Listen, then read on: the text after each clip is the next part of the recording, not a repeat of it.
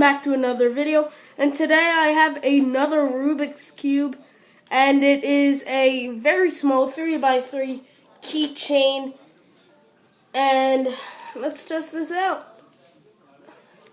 Okay,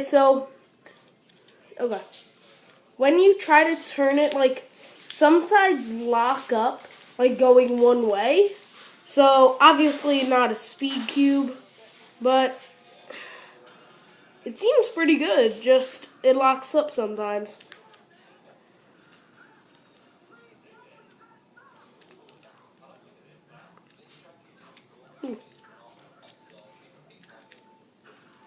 So,